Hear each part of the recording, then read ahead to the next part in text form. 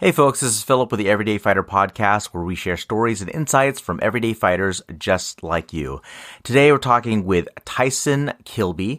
He is a law enforcement officer, a BJJ practitioner and instructor, and a firearms instructor as well. So he's got a lot of great, unique insights that I'm looking forward to sharing with you. But before we get into the interview, I wanted to bring you our episode spotlight. As a reminder, these spotlights are unsponsored. These people have no idea who I am or anything about the podcast or even that we're doing this. But they're just organizations or individuals that I feel could use a bit more attention. I think they're doing great work in the world, and it's something that I just want to share as far as the good stuff that they're doing. So today's spotlight, we're going to be talking about Rock Steady Boxing. Now, this is an organization that helps people that suffer from Parkinson's disease to get their mobility and get the control of their bodies back. There are studies that show that folks that have Parkinson's disease can stave off quite a bit of those symptoms by being more active, and Rock Steady Boxing helps these folks by using boxing and boxing techniques. Their before and after stories are fantastic, and I really urge you to take a look at them, particularly if you know somebody with Parkinson's disease. Look them up, see if they have a chapter near you, and see if it might work for them. You can find out more about them at rocksteadyboxing.org. That's it for our episode spotlight. Let's jump right into my interview with Tyson Kilbey.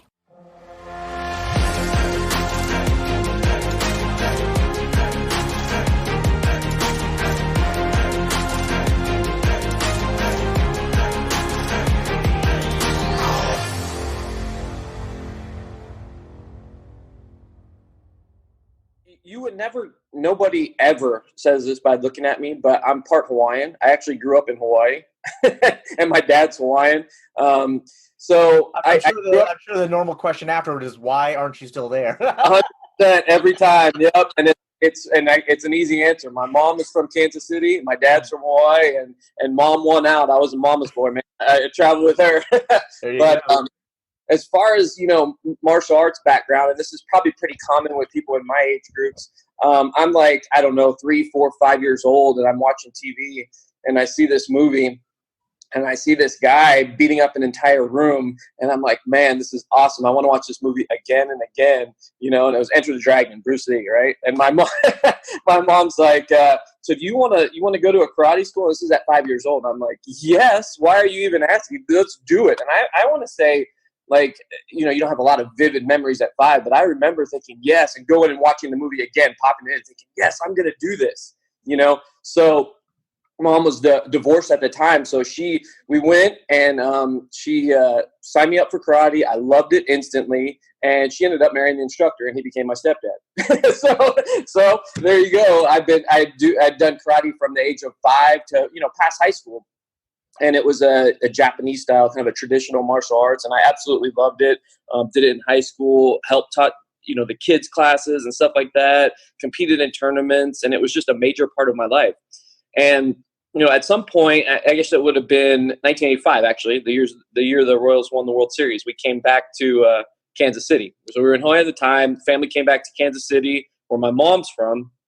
And eventually my stepdad opened a karate school here, and met a ton of cool people, met kind of the people in the scene here in martial arts. And this was going all the way up until 93. And 93, as most of the people that are really plugged into MMA and martial arts know, is the first UFC. Well, I remember one of the guys that trained at our school was an orthopedic surgeon, and he had a nice house and a big screen TV. And he's like, hey, you guys heard about this Ultimate Fighting Championship? I'm like, no, what is this? He's like, oh, we got this group called the Gracies, and they're saying their style is really good, and we have all these different styles, and it's going to be a cool event. So we go, and I remember watching it, and we all had our theories on who was going to win this event, and this style, this style. So we watch it, and here I am watching, Hoist on the big screen, this kind of small, unassuming Brazilian guy, and I was like, man, he won. How did he do that? And so that was kind of my first introduction to the primary martial art that I do now, which is Gracie Jiu-Jitsu. I love all martial arts, but the one that I primarily teach and do right now is is Gracie Jiu-Jitsu. So that was my first introduction to that. Got the VH videos back in the day, and we tried to learn from that, but we really didn't do very well. We didn't really know what we were doing. And that kind of led me up into, you know, the late 90s and that sort of thing, when I was kind of going to college, working security and stuff like that. And, you know, I'm a law enforcement officer, and now, you know, you can kind of start doing the math. This was late 90s to 2000. That was, 18, 19 years ago. Well, I became a cop in 2000. You know, I'm with the Johnson County Sheriff's Office, and that's kind of where my life has led me. But I've loved martial arts. I didn't know that I was going to be a police officer, but, you know, I was working security, going to college, met some officers, and kind of applied around, and that's kind of the direction I've taken. So as far as the Gracie Jiu-Jitsu, though, as far as law enforcement, if I plug into that part of it, is, you know, I worked in my agency. We're a sheriff's office, so we work in detention. We work in jails. There's 2 big jails in Johnson County. So I worked there for like 5 years in both of the jails, and then I was like, okay, the jail is okay, but I want to get out and do some other stuff. So I went out to our patrol division. I was on our SWAT team and stuff like that. Kind of went through that for 8, 9, 10 years. And then we have a division that's solely dedicated to training. It's our training unit at the sheriff's office. And all they do is shoot at the range, do defensive tactics and stuff like that. And I'm like, hey, this is kind of cool. I've kind of gone around, done SWAT, stuff like that. Let me put in for that. So I did. And that's when I've kind of reignited. I kind of taken a break of martial arts, you know, with shift work and police work. I kind of trained, but it was real casually, nothing very consistent. And then, so this was 2009, so 9 years ago now, and I really got back into it then. It kind of reignited my passion to learn Gracie Jiu-Jitsu and stuff like that. And that's kind of what I've been doing now for 9 years. I've actually promoted through. I'm a lieutenant at the sheriff's office now, but for the last 9 years straight, I've been training Jiu-Jitsu, training firearms, doing it in the law enforcement realm, and then also doing it in the civilian realm. I really like teaching. You know, it's kind of back to my roots. So I started teaching. I own my own company, Top Firearms Instruction, and I teach. I'm an instructor at my academy, train with the Gracie family, and man, I'm just loving it. Just loving it. So that's kind of hopefully not the too long-winded version of kind of like my time to now, and my that's the main entry into martial arts and firearms and jiu-jitsu and police work. Oh, that's great, man. So I'm curious in terms of, you know, I want to go way back. You mentioned your stepdad was, you know, that's your introduction to martial arts there. Well, you know, aside from the movies. Yes, yeah. Yeah. So what was that like growing up in that environment where you had a parent that was their life? Yeah, I mean, it was tough in the ways that you would think it would be tough, as far as like, if your parent, because I mean, he was a black belt and he was very skilled, very tough guy. And as a child, you usually, you know, you want to please dad and you want to do well. So it was tough in the sense that, you know, if I was sparring with a little bit older kid, I always wanted to try and do better and win it and improve for dad. But, you know, sometimes you get a roundhouse kick to the stomach. You're like, man, I felt it today. And you know, you try to toughen up. I've noticed a change, because you're talking, that's 1980s. I felt like there's been a change in the way martial arts is viewed. It was very tough. It was very traditional in the time that I spent then. And so I just, you know, that was probably the most struggle part. And it wasn't, I'm not saying that it was a huge struggle. There was a lot of just fun times, and I really enjoyed it and learned a lot from him. But I would say, you know, there was times when I was like, man, am I good enough at this, and stuff like that, or am I pleasing dad enough? So if there's a struggle part, that was it. But definitely very enjoyable, and I'm super glad that I had that experience. You know, did you find that? I mean, it sounds like you kind of put some pressure on yourself there. Yeah. But was that something that you was overtly coming from him as well, or was that just something that you kind of you just came from you? Yeah, looking back now, with the benefit of hindsight, I would say it came more from me. You know what I'm saying? But you know, he was definitely the traditional martial arts type too. So if I was doing that pressure to myself, he wasn't, you know, doing a whole ton to curb it for me. You know what I'm saying? So. Okay. I mean, if you're hard on yourself, he's not going to keep you from that necessarily. Yeah, I think he kind of liked that, but you know, when it got to the brink, to the point where I was like, oh, I want to quit and stuff like that, he was definitely there to mentor and talk about, you know, reasons not to, and how proud of the accomplishments and that sort of thing too. So it's not like he kind of pushed me to the brink, let me kind of figure it out myself kind of thing, which is kind of cool. Did you find that, I mean, again, probably a lot of this will have to come from hindsight, but did you find that you were treated any differently than the other students at all? Man, I don't think so. The cool thing about it, especially when he had his school, is the students that stayed, they really became like family. I mean, we had cookouts, and they were friends and family. So when you became a student that stayed within, now there's always in the martial arts world the people that try it out and like it's not for them, or they're there for a month or two. But the ones that were there for the long term and started promoting up the ranks, I felt like they kind of became the inner circle, and it was like, I don't even feel like it was different. I still have friends. One of my friends from, third grade owns a martial arts school now, and talk about those days, and they're connected just like family. You know what I mean? Mm-hmm. Absolutely. Yeah. Growing up in that environment, did you ever experience any challenges at school in terms of bullying or anything like that? Or was it just that, oh my gosh, this is the karate master's kid, you don't want to mess with him kind of a thing? Or did you still experience any of that at all?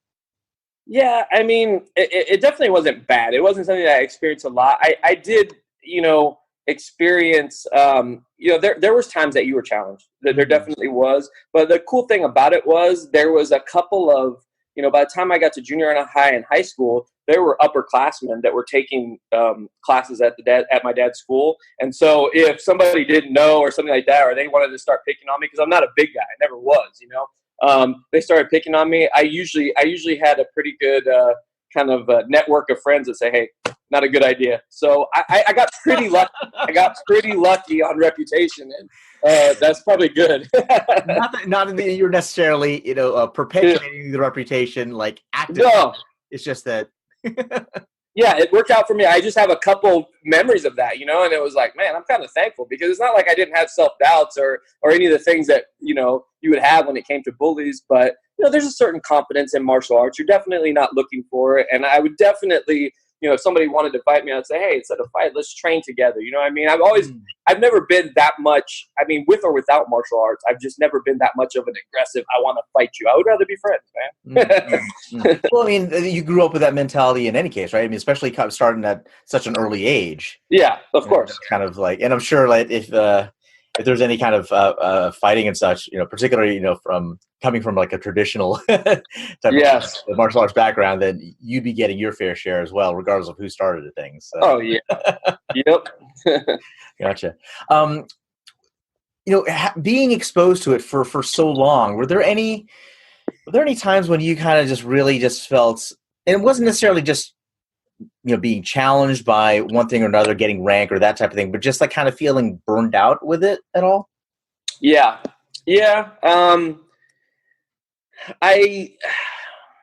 I did, and there was times that I would quit, and that's like, that kind of just reminds me back of the talks with stepdad. We had the dojo, but we also had kind of a basement with a mat room and stuff like that. And I think he had this innate ability to know when I was feeling burnout and stuff like that. And he was pretty cool about, take a couple weeks off, kind of find yourself and that sort of thing. But he was pretty cool about, we would have talks and train together and always find a way, whether it was him or me, just to kind of reignite the fire.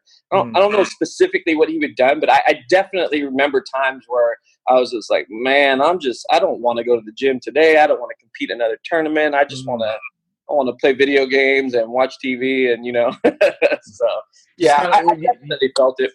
Do you feel like it was it just overexposure then, or what that made you feel that way, or like there's certain walls that you hit because of one thing or another? Like what do you feel kind of caused that for you?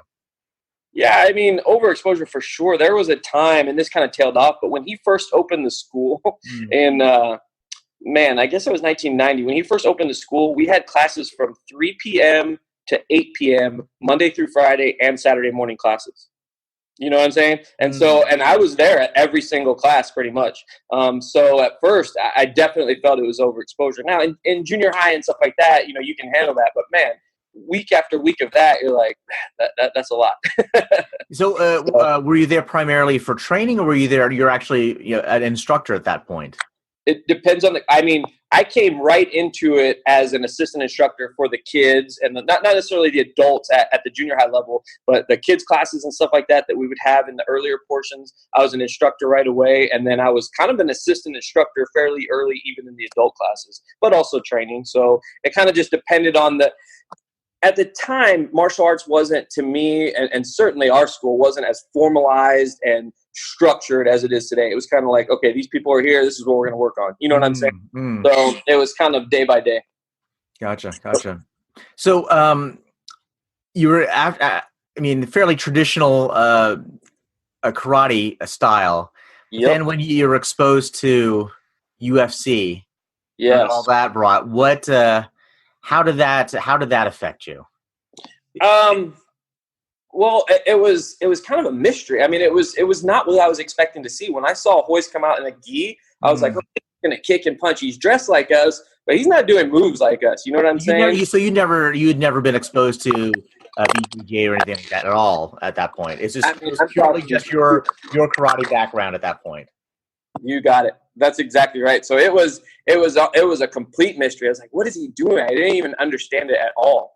And like with a lot of things you don't understand, I was actually, although I was amazed and it was like, this is cool, I want to learn this, I was also hesitant, like, no, this really isn't for me. It's so funny because when I talked to my stepdad, I was like, man, I hated ground fighting or grappling initially, and now it's my passion. I love it. I mean, it is my style. It is my flavor. Jiu-jitsu is, it's just I think most people just have something they gravitate to, and now it's so funny to me to think that grappling is something I hated when I love it so much, and I do it every day now. So are you purely just grappling? Are you not doing any stand-up at all, huh? No, I mean, I do, as far as one of the guys I train with, he's another police officer, defensive tactics instructor. He's an MMA fighter. He's got a good boxing background. So I do it just for the physicality and stuff like that, but it's not my primary. I would say I train that kind of stuff once a week, once every couple weeks, half hour here and there, just to stay in shape, keep moving and stuff. But as far as the day in, day out, my private lessons and my group classes and all that, it's very Gracie Jiu-Jitsu. Yeah. Interesting. So what was that transition like for you? I mean, from your traditional karate background, primarily striking, standing up, like you said, even for you, like not really even enjoying kind of the grappling aspects of karate, right? Moving into BJJ, what was that process like? Well, like I said, there was a significant enough break because when I became a cop and I was working in detention, I was in my early 20s and I went to patrol. I actually had taken quite a few breaks from training. So it was almost like I had missed the old martial arts. I had missed studying and all that sort of thing. So coming back to it, I had that reignited fire of a beginner. And that was when Gracie, that Henner and Hidon Gracie kind of came out in 2009, really more I guess on a bigger scale. So I kind of came in with that mindset of a beginner kind of thing.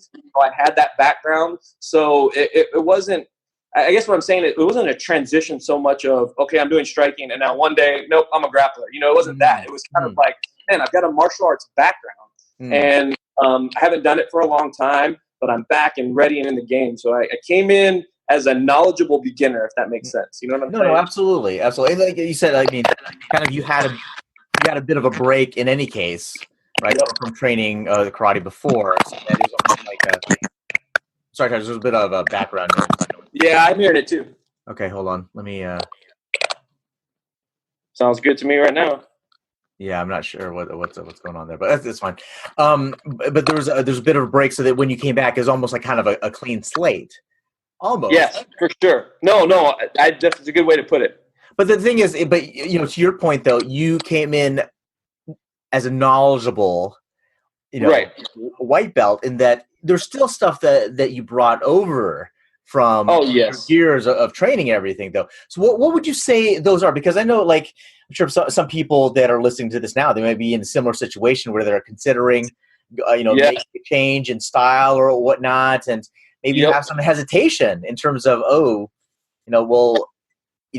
feel like I'd be completely starting from scratch, but that's not necessarily the case. But Yeah, I mean, the thing is, I think a lot of us as martial artists don't do us too much of a favor when we start pitting style against style and that sort of, because the reality is martial arts has a lot of, in my opinion, common ground. You know what I'm saying? It's like the humility, the respect, you did, to me, an awesome podcast on creating opportunities. You know what I'm talking about? Or being able to seize opportunities. And I was like, although you were talking in terms of setting up combos and that sort of thing, in my mind, when I was connecting to that podcast, I was thinking it in terms of setting up positional changes and submissions. Right. You see what I'm saying?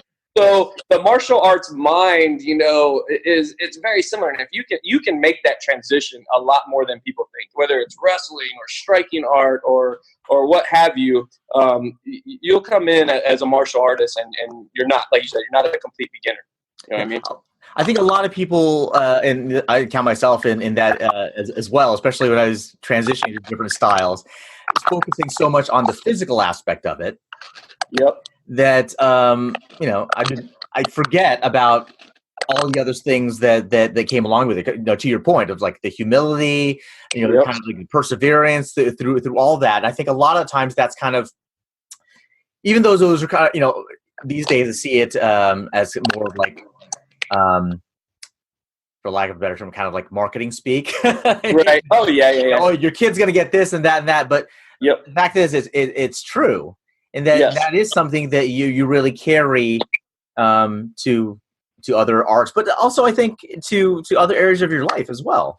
Oh, no doubt. And that's the beautiful part to me of, let's just say martial arts, but for me, Gracie Jiu-Jitsu right now is it hasn't just helped me on the mat. It's helped me in my career as a law enforcement officer. It's helped me in business. It's helped me, I wrote a book and I had the confidence to do that and put it together. And it's like, I attribute a lot of those things that I've learned and the confidence and the discipline to Gracie Jiu-Jitsu. And martial arts in general. It just has transcended everywhere in my life. So to put a value on that, like you said, it sounds like marketing speak, but to put a value on that is almost impossible. It's so incredible, And you would, and it's granted, you can get that in a lot of different ways, right? You can put that in it's not like martial arts has the lockdown on those things. No, it's not the only way, but let's put it this way: it's very conducive to those things. You know what I mean? But there's a lot of channels that you can find that discipline or that love and that passion for sure, and a lot of people do that. But for me personally, speaking to me, Gracie Jiu-Jitsu, martial arts in general, has been like, man, I've so many lessons on the mat are just transferable. You know what I'm saying? Well, let's get into that a little bit in terms of because that's not something that goes away. Where it's like, oh yeah, it's not limited to just changing from style to style. It's, I'm sure you can attest to this. Is that this is something that is put to the test, and you have to use every single day that you train, right? It's not just okay, persevere, and I'm humble in just making a change in gym, right? It's like there are times when you're on the mat, and you're in a challenging spot. Have there been times for you when you've kind of had to dig deep a bit to kind of move forward, like on the mat? Oh yeah, I haven't competed in a while, but probably my first 5 years that I was doing Gracie Jiu-Jitsu, I was doing a lot of competitions, and it was funny. It wasn't always. I have good instructors and training partners, and when they knew that I had a competition, they would really put it to me, put me in the Shark Tanks and stuff like that. And man, there definitely those. I remember the first Shark Tank, which is something that, again, it was another podcast I was listening to yours of. Were you talking about a belt test? It was like the same one where there was like 10 fresh training partners. That was another one I connected. Yeah. Those were the days. That was rougher than any tournament or competition I've been in. And it was like, man, it's hard to find that level of exhaustion and dig deepness. You know what I'm saying? But those Shark Tanks, when you have fresh opponents and everybody's watching you and you're in the center and you're digging deep, way past what you think. Those are pretty solid, and I don't do those a lot. I haven't competed. I'm actually getting ready for a competition in a couple months, but those Shark Tank preparations they're killer, man. Yeah. Yeah, so like, let's get into that a little bit because I think a lot of folks that might be listening to this are unfamiliar even with that. So, like, describe what actually happens in those sessions. Got it. Okay. So prepping for a tournament, I'm like, hey, I've got a tournament coming up in a couple months. So one fellow instructor will say, okay, no problem. We'll train for it. And so, and it can be in any martial arts, but let's say I'm getting ready for a grappling tournament. We'll set the clock at 20 minutes or something like that. And I'm in the center and I've got a line of opponents, and every 3 minutes, I've got a new opponent in. So, in 20 minutes, you're 6-7 opponents, fresh opponents coming in and grappling with you. And they're not, in tournaments, it's weight classes and that sort of thing. But you're grappling against, the purple belts, the brown belts, some of the best guys in the gym that may be bigger, smaller, what have you. So you're seeing fresh opponents, different body types, guys that are helping push you to get better because they're not going easy on you. They want you to push past that break of what you think is possible. So it's we call it the Shark Tank. I've heard it called other names before and stuff like that, but it's basically just you in the middle, round after round, until you're just exhausted. And just until you're exhausted, or even beyond your exhaustion, I'd say. Well, yeah. Well, better put. Beyond exhaustion. So what is the goal for you, like, as you're talking your way through this? Because ultimately, you're starting off initially, even say it's you warmed up a bit or whatever, you've definitely got a big amount of gas left in the tank. What is that process like for you as you're going through opponent to opponent to opponent? And because you're doing this for how long typically if you're training? Like attack would last. Well, the initial submission challenges I did had no time limit. So I want to say 20 minutes, kind of somewhere in the realm of 20 minutes, you get 5 or 6 opponents and stuff like that. Mm-hmm. And my thought process initially is, okay, I've got energy at first, but I can't expend all that energy. It's very much of an energy conservation kind of mindset of I'm here, I'm surviving, I'm doing the best I can. But as the time goes on, you realize, man, this is going to be rough. Then you get to the point where it's like the energy's starting to go. And it's almost like, I guess it's kind of like for anyone who's ran a long distance race and stuff like that, you kind of get to that point where hey, I'm in this for the long haul. I'm going to accept what I have, take opportunities, and I'm just going to do the best I can. So it's almost like you find that point that you're like accepting of the situation, and then you go, and then, you're exhausted. And then you're like, oh, don't know if I can go anymore, but you don't have any choice. So it's just, you continue to push past. And then by the time you're done, it's just, it's a satisfying feeling. You're just lying there, not moving for a minute. And, everybody's proud of you. You're very proud of yourself. And those are the days that, you can go eat the buffet after you earned it. Mm-hmm. Well, that's interesting that you say that, because a lot of time, and again, we can, take this in on or off the mat. It's that you've got a situation, right? Yeah. And that's like, okay, well, how are you going to react to it? In this particular case, it's you could call yourself out. It's like, I'm dizzy. I feel like I'm going to throw up or whatever. Let me take a break and let me go off. Yep. There, then, right? So that's one way to do it. Another is just somehow you don't have that choice. The only choice is to stay where you're at and like have the acceptance of that. Yeah. Well, what's so cool about it too is your training part. It's definitely a shared experience, because you have that feeling of, oh, I'm going to give up, but your training partners almost won't let you give up. There's times where they see you and they're like, I'm just kind of laying there defending, and the guys are all watching, like, no, keep fighting, get out. And that almost kind of gives you that extra energy boost. So, you're doing it yourself, but you're also doing it with the help of your training partners and kind of pushing you through it. And, like, it just made me think when you were talking, is like, it just kind of helps you push through worst case scenarios. It's like, if I can handle 20 minutes on the mat, in a worst case scenario beyond exhaustion, what else can I not handle? You know what I'm saying? So using that as kind of like, it's like a metaphor for whatever else you might have coming on. Yeah, for sure. That's interesting that you talk about that, and you've used that term quite a bit.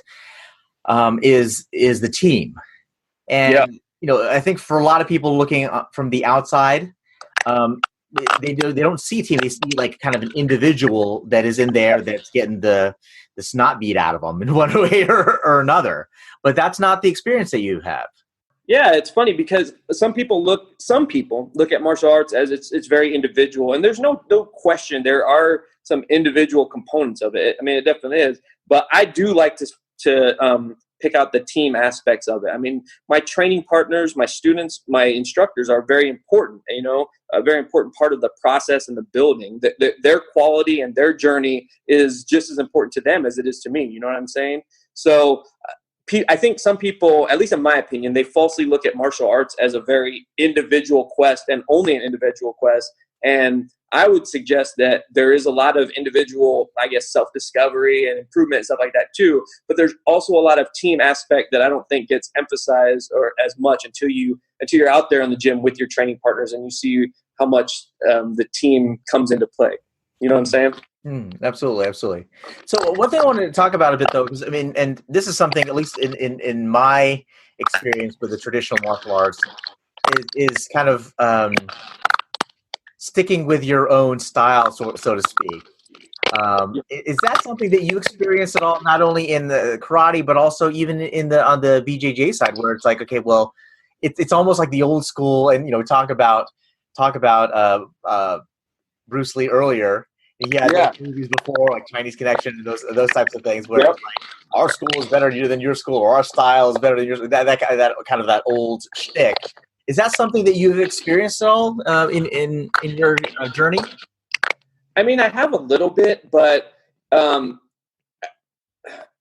just feel like the awareness is so much better now. And it's funny, we sit here, we started this with Bruce Lee, but in my opinion, Bruce Lee was decades ahead of his time in terms of, using what works for you, combining styles. This may be the best for this situation, that sort of thing. And now fast forward to post 25 years after the UFC and where we're at in martial arts now, that's really the generally accepted understanding of martial arts. So I have seen it a little bit there. I mean, there's no doubt there are certain people that are like, this is my style, this is the best, but it's so much less than from when I first started. I think people just realize that, we're all built differently. We all have different strengths, weaknesses, pluses and minuses and that sort of thing. So I don't see it near as much anymore. Yeah, no, absolutely. I agree with you there. It's kind of interesting. It's ironic, actually, in that, these movies that he was in, they had this type of drama with it where it's like, this style versus that style, we're better. But ultimately, the man himself in real life was very much against that. Yeah. He actually pulled from all the different styles, et cetera. So that's interesting. Let me ask you, as far as, so you got into jiu-jitsu, you were already in law enforcement at that time. Yeah. Now, was that something that you were given in terms of kind of that close quarters training, grappling, that type of stuff in your law enforcement training? Amazing question. And so here's the thing is at the time, when I went to training 2009, 2010, it's grappling, close quarter training was there. But in my opinion, it was something that was lacking. It was very deficient in law enforcement. And I'm not saying anything bad about my agency because I have an amazing agency. I mean, just very squared away agency.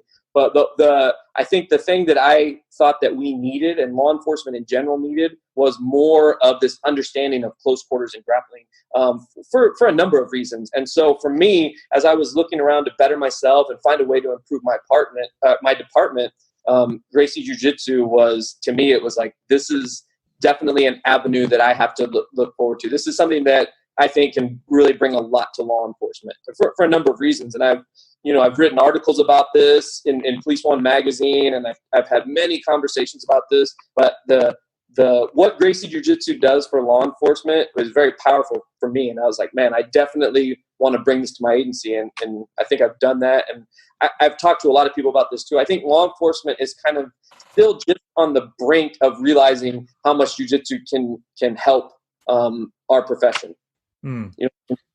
Because ultimately, like, if they don't have that, then what are the alternatives, I guess? Well, yeah, and that's a good point. That's one of many, I guess, aspects and layers to that is if you don't have, here's the thing. When it comes to law enforcement, it's not like a normal quote unquote fight or match. There's so many other factors involved. First of all, you don't know when the fight's going to come. You don't know when you're going to get that call. The other thing is you're not there to, you have rules and laws. You need to contain a situation, but you have to do it without causing excessive damage to the opponent and that sort of thing. You have to do it with the thought of other people in mind. You have to do it with the thought of partners. You have to do it you have to fight, quote unquote, defend yourself and control people while you have a Batman belt full of potentially lethal tools on you. I mean, there's so many other mitigating factors in a law enforcement struggle than there is in just a competition or a street fight or what have you. That's why I think jiu-jitsu brings so much to the table. It's not the only thing. I mean, I'm still a big proponent of training in multiple styles for law enforcement, but I'm certainly a big proponent of making Gracie Jiu-Jitsu part of the conversation. So what made you start thinking that way in terms of, I think this is something that you can actually use on the job? Did you have, I mean, because I don't know if you were still working in corrections at the time. But like, was it such that you witnessed something, or was it, you've gone through your own things that happened? Well, at that point, I'd been a police officer for 9, almost 10 years. And so just looking back at my own personal experience, both in the jail and on patrol, if you need to control someone, most of the time, and this is something that this isn't new to anybody, but most of the time that's going to go to the ground. If somebody is actively fighting, it's very difficult to control someone standing. You either need a wall as a grounding mechanism or the ground itself. So that was one reason I was like, okay, let's talk about this very close quarters, grounded type of combat. And that's when Gracie Jiu-Jitsu hits me right away. When I think of that, Gracie Jiu-Jitsu. So that was you just see like how situations have what's occurred in the past, and it's like, oh well, this would have helped him. Yeah, 100%. You got it. Okay. Yep. So when you talk about these things, you say you've written articles. You say like, oh, this is something that talk to your superiors or other folks about it. What's the reaction that you get from people that you talk to? And I'm sure this will apply, to different audiences, right? I mean, there's everyone's got their own motivations, right? And it's going to come out a little bit in their reaction to what you say. It's so funny because it's a constant. You just never know. There's so many different opinions, and there's people like, well, we can't do jiu-jitsu. We don't want these guys going to the ground, Or I'll hear them say, no, I'd rather just hit him, or no, you've got tools. What do you need jiu-jitsu for? You can't, so you'll hear a lot of arguments, and it's like, but then you also hear a lot of supporters too. Be like, yeah, that makes sense. So it's a constant, I want to say debate, but you're just constantly exchanging ideas and that sort of thing. And ultimately, even the ones that were a little, slower to accept it, ultimately have accepted. And our ground fighting program at my agency, and really at a lot of agencies, has really improved using Gracie Jiu-Jitsu. So in answer to your question of what's the response, you have some people that are on board right away. They're like, yeah, that makes sense. It seems like that's the way the world is going. UFC is very popular. The guys that our officers contact are knowing at least a little bit of this stuff. Our officers should probably know it too. And then there's the guys that are very, I want to say old school, but I don't want to be like disrespectful. But they're like, no, I don't like that. Let's just stay what we've been doing for years and years. So I mean, it's not something that comes easy. It's certainly not. I come in and say, hey, sheriff, or hey, major, Hoist Gracie's coming in town to teach law enforcement. I'm going to go do it, bring it back, and we're going to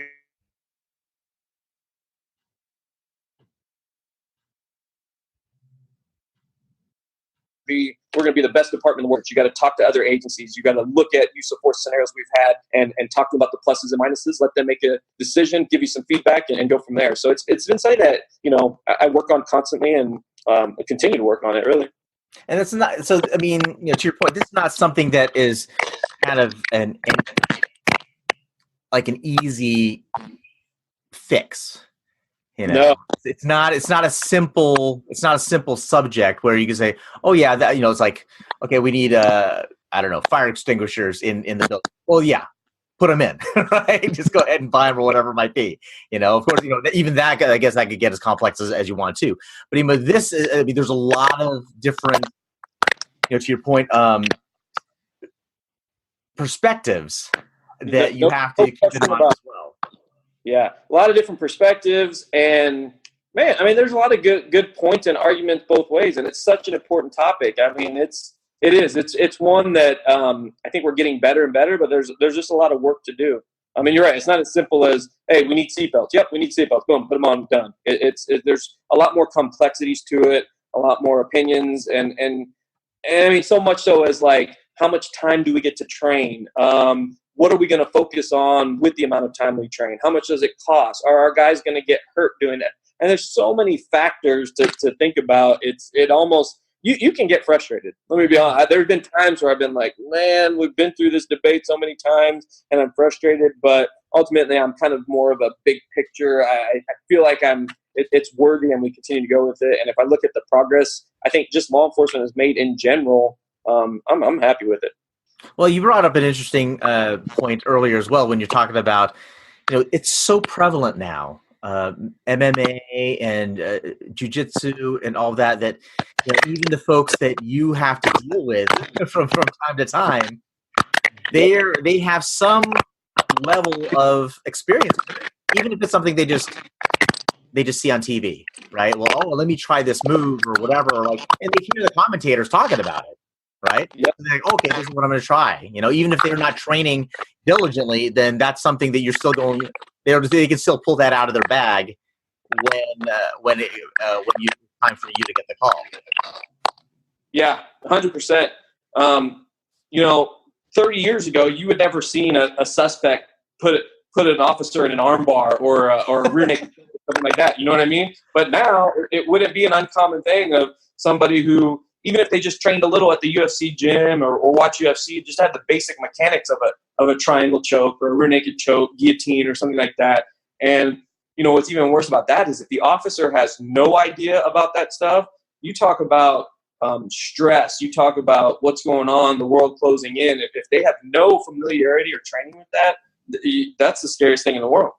That's interesting you say that, though, because, we just talked about the Shark Tank. For you going through there. And definitely situations where I'm sure even within a single Shark Tank session where you've gotten to the point of like, oh my gosh, the world, it's starting to get dark around here, but at least, even if you have that a bit of experience, you've gotten to a point where at least you've had a taste of it. Versus so if you ever in that situation, on the job, then at least there's not that kind of real shock value there. Yeah. Like you've been in that situation before, but to your point, a lot of other folks have never even had a taste.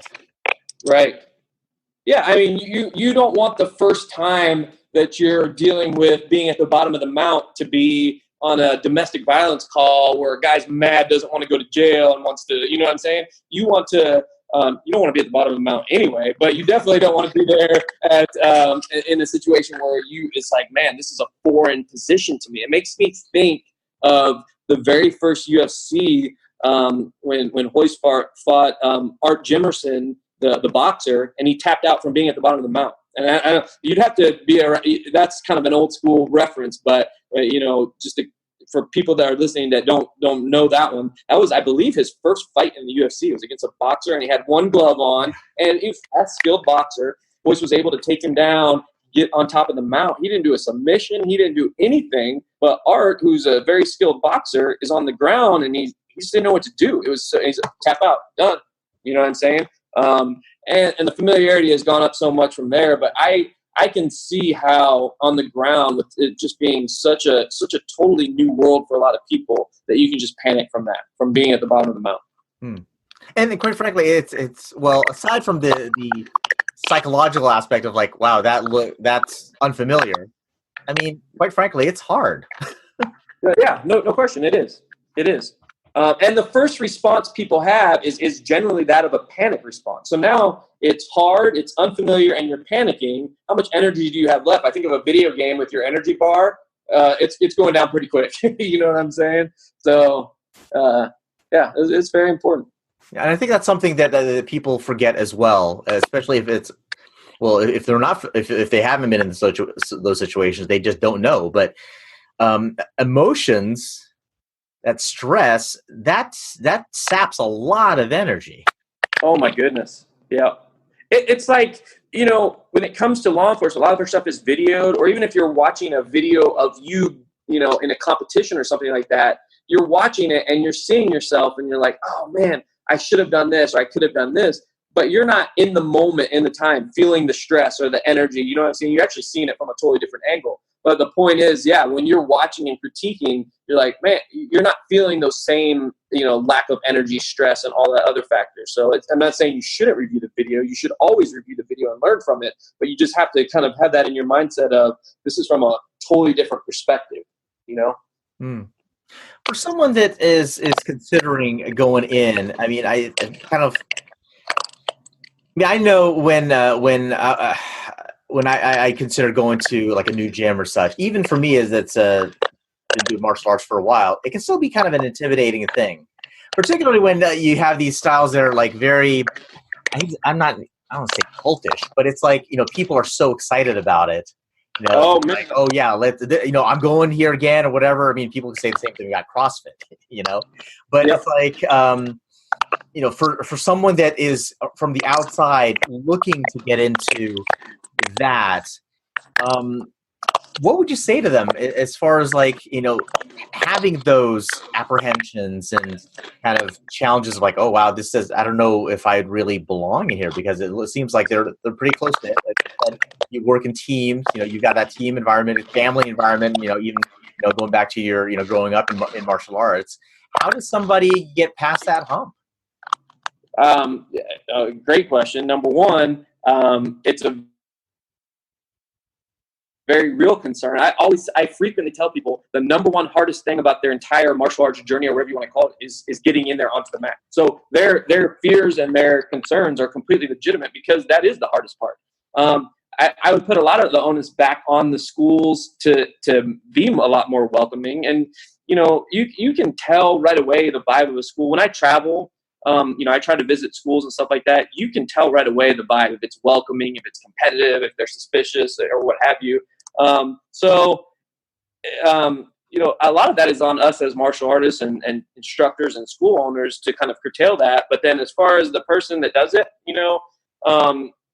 I would say a couple things. Number one, I would say your fear and apprehension is totally warranted. You're not, unusual for that. That is the hardest part. And two, don't be afraid to, if you get a bad vibe from a gym, go to another one. There you have options. There's a lot of places to train. So don't feel like, oh man, I'm just not feeling this gym. Go somewhere else. Great. You have options. So that would be the main advice I would give people. People ask me that, like, how do I pick a gym for me? And there's so many different factors. Is what it is, I guess. It's part of the deal. Yeah.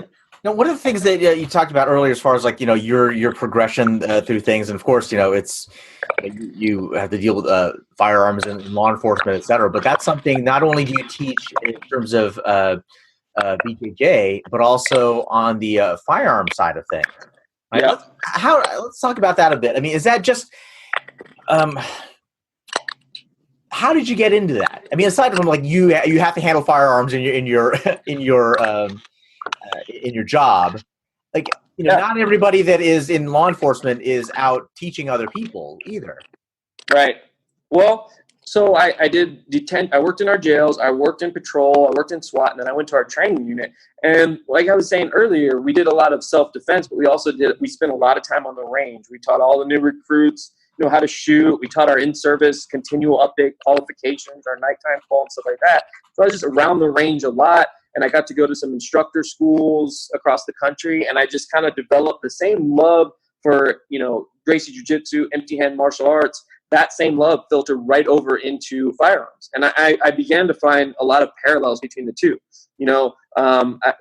mastering the fundamentals, understanding the mechanics, breathing, stance, follow through, all these things to me, my shooting platform or my base in martial arts. I saw these connections and I'm like, to some extent, handgun firearm training is also just martial arts at a different distance. You know what I'm saying? Like firearms is martial arts at a much longer distance, whereas kicking and striking is martial arts at a certain distance.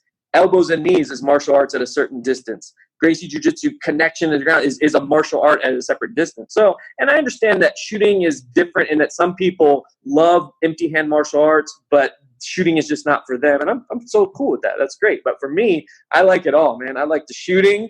and then I like the striking, but I really just love the grappling. But I understand, to me, that it's a combat arts at various distances. And I began to see parallels, and the way I teach jiu-jitsu and martial arts is very similar to the way I teach handguns, firearms, and that sort of thing. And a lot of that is me, but a lot of that I would attribute to the things I've learned from the Gracie family themselves, you know? Well, let's get into that though. So you know, we talk about like parallels between martial arts and other things. And I really like the way that you put that, is that it's combat arts at different distances. That's all, you know? I think so. So what are the commonalities that you kind of teach across the board, whether it's martial arts or BJJ or your firearms? So commonalities, this is going to sound so cliche, but master the basics and smooth is fast. You've heard those two terms, right? Smooth is fast, number one. And that's, to me, that's the same thing let me talk about the draw. Like, say you have your gun on you and you're getting ready to draw. If you want to go fast, but you're just forgetting the actual mechanics of the draw and you just go rush quick, you tense up, you have a tendency to be sloppy, and you end up not being as fast as you would be if you did the proper mechanics. Elbow nice and tight, establish your grip, draw out, present it towards your target. You could even do that smooth at a quote-unquote slower rate, but be much better than if you rush to it, but your mechanics were sloppy. You know, you would have a tendency to have your gun stuck in the holster, or your elbow would catch, or the gun would catch on the shirt. All these sort of things that can happen. Same thing in martial arts, where if you do a very sloppy punch, it could be ineffective, not precision, not hit the target. But if you go nice and smooth and you work that fundamental, then you become better at it. So that's one. And then mastery of the basics, to me. Firearms and martial arts and jiu-jitsu, to me, aren't all about doing, in martial arts, I would say a whole bunch of flashy combinations and stuff like that. But to me, if you're very masterful of the basics, same thing in shooting. It's not about one-handed rolling Hondo rolls and jumping and shooting and that kind of stuff. It's about understanding sight picture, sight alignment, and a good trigger press. So that, I guess on a conceptual level, a general level, for people that maybe don't do firearms or whatever, I think they can easily make that connection that, yeah, that kind of makes sense, that mastery of the basics, being smooth, is better than rushing and being sloppy. Well, I think one of the things that is kind of a comment to both of them as well is just the idea of, you just brought up, is just kind of that mastery, right? Mm-hmm. In the hand-to-hand world, it's you get your black belt, right? Maybe in the firearms world, I'm not as familiar with that at all. It's like maybe it's getting like a certificate or such, or like you have like a certificate of proficiency, or you've taken this this class, and okay, now that says, okay, I know whatever it is. But a lot of people, and I'm sure you've seen this, and I can only really relate it back to martial arts, is that's where that was the ultimate. That was where I got my black belt. I am now a master.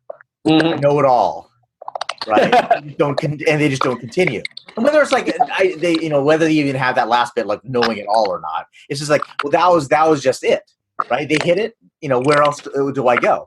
Now, for you, someone that's been in martial arts since you're 5 years old, and even like law enforcement, aside from the fact that I have a feeling that even if you stop being in law enforcement now, you continue with firearms, training and everything as well. Not only training other people, but also training for yourself.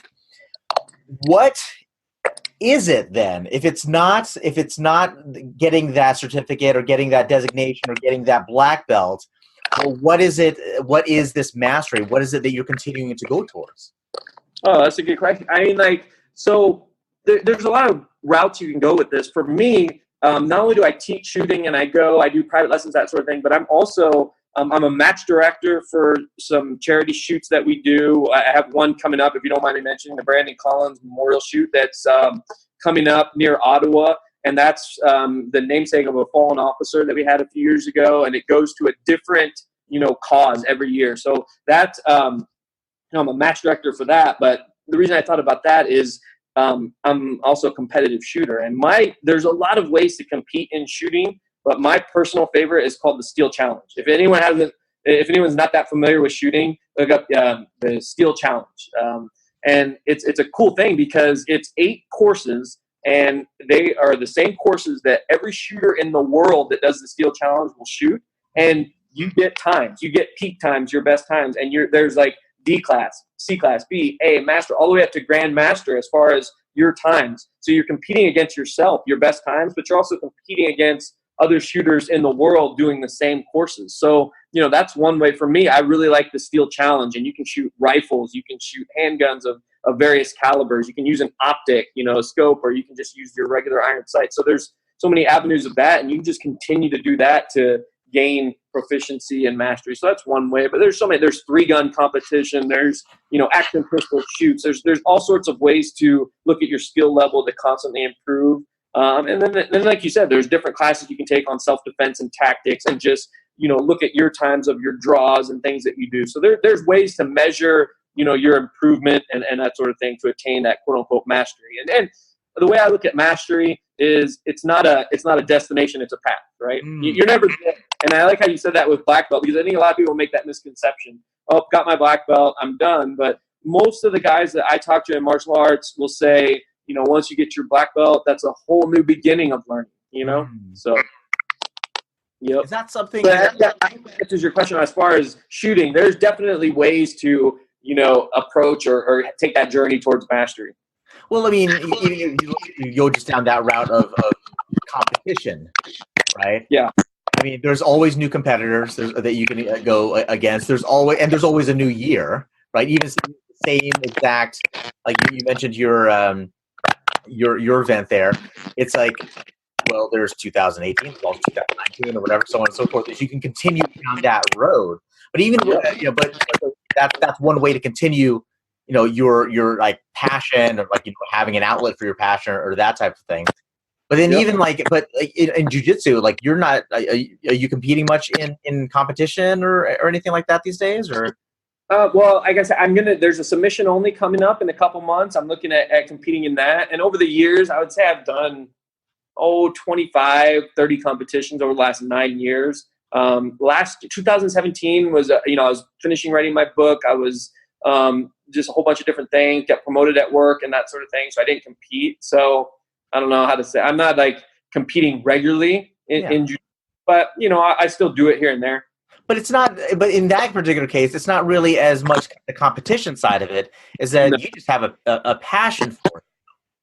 Oh yeah, no question. It's not the competition is not my driving force with jiu-jitsu by any means. That's just one small element that I'll do occasionally.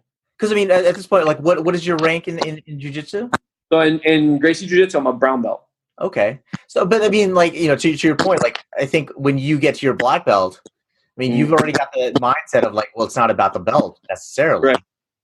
So I guess what I'm trying to find is what is that other attitude, right? So if one attitude is, we see it on the wall, this is a black belt school. Okay, I got my black belt, I'm done.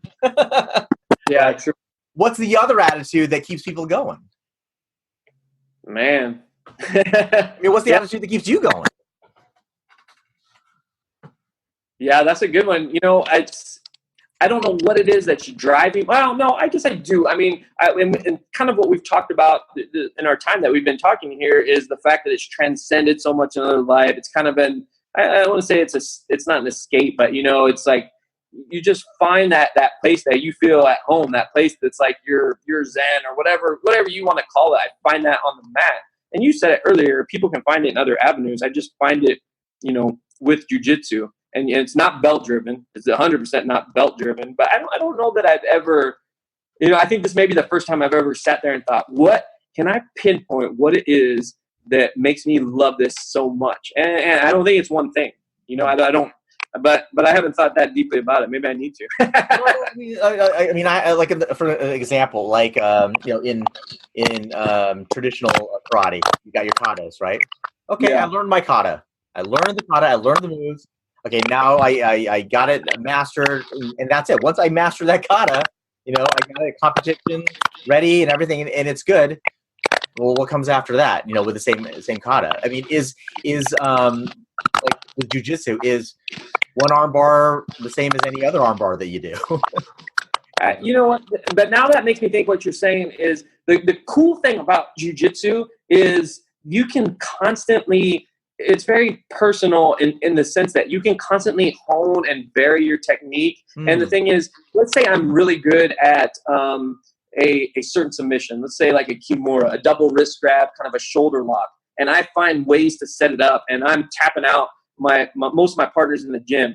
But and this is kind of the team aspect of it, after a while, they're going to know you're really good at that, and they're going to find new and innovative ways to stop that. So then I'm like, okay, now I got to find a new way to set that up, or I got to find a new submission. So I almost think that one thing that keeps people going is just finding new ways to innovate against. I mean, people are going to, if you get really good at something, they're going to find ways to stop it. I mean, you just, I don't know anybody who's just dominated with one move the whole time and nobody stops it. So that's one thing. And I know the Gracie family has talked about Elio Gracie, considered one of the founders of it, who up into his 90s was calling his grandsons out on the mat and saying, hey, check out this new little tweak I have to this. So, I mean, there's definitely no end point, and it keeps it fresh. I'm not going to sit here and say there's days that I'm just tired and don't feel like going to the gym, but I'm certainly, the excitement is still there, and I don't see an end to it.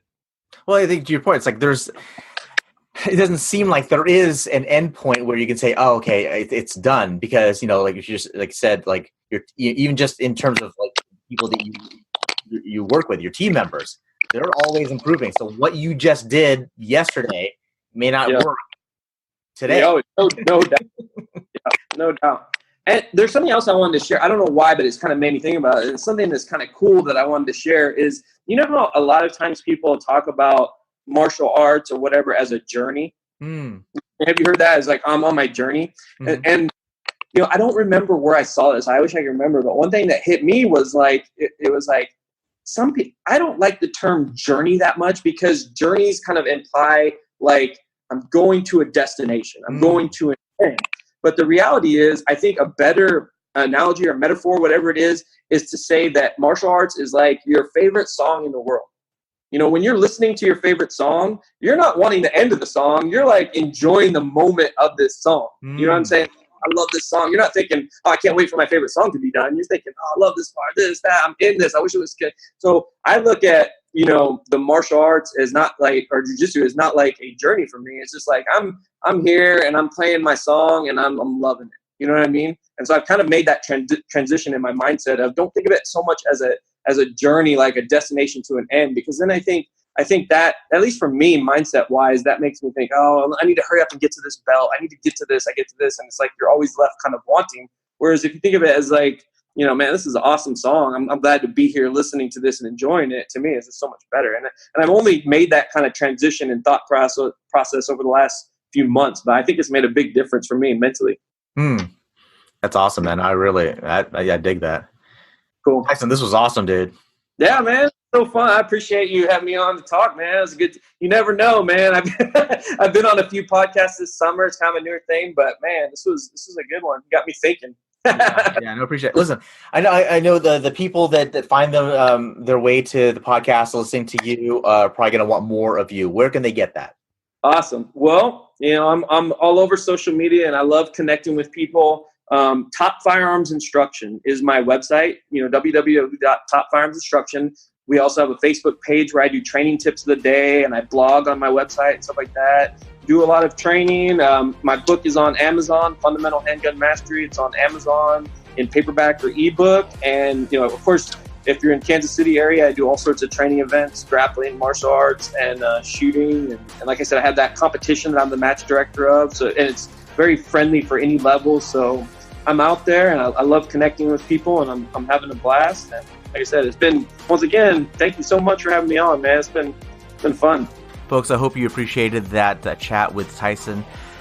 It was really eye-opening for me, because we hear about ways you're able to use BJJ and other martial arts in terms of law enforcement, but hearing it straight from the horse's mouth, it really puts a unique perspective on it for me, and I really appreciated Tyson sharing all of that. That is it for today's episode. This is Philip with the Everyday Fighter Podcast. We'll talk to you next time.